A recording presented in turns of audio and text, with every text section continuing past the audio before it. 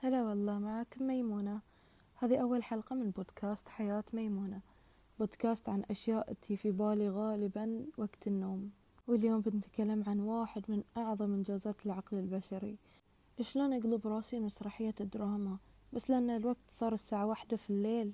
لحظات التفكير الغريب قبل النوم: فراش نظيف، مخدة مريحة، ظلام، ايسي بارد، هدوء.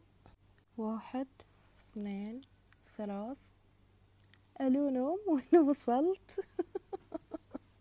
فجأة مخي قاعد يتذكر موقف محرج قبل 2 ولا 3، ويقعد يحلل لي كلمة قالتها فلانة ولا أنا قلتها ولا شلون طلعت ولا وين الطيارة الماليزية زية زية، ولا كأني ما رديت على المسج اللي وصلني، أو ليش ما أقوم أنظف وأعدل الكبت وأفر الحجرة.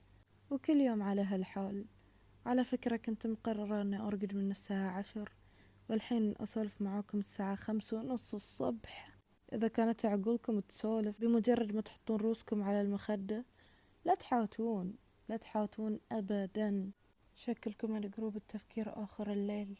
وفي النهاية يمكن المخ يفضفض وقت النوم، لأن أخيرا لقونا بروحنا ساكتين، ما في شغل، ما في أحد يسأل، ولا احنا نحاول نمثل.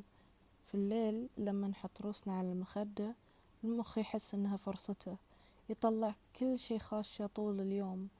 يمكن ما هو وقت الفضفضة، بس هو أول وقت نكون فيه صادقين مع نفسنا، حتى لو ما قلنا شي بصوت. يمكن هاي السبب اللي يخلينا نحتاج نفكر قبل النوم، مو لأن الوقت المناسب، بس لأن أخيرا نسمع أنفسنا. كانت معاكم ميمونة في حياة ميمونة، بودكاست بدون منطق بس فيه فضفضة.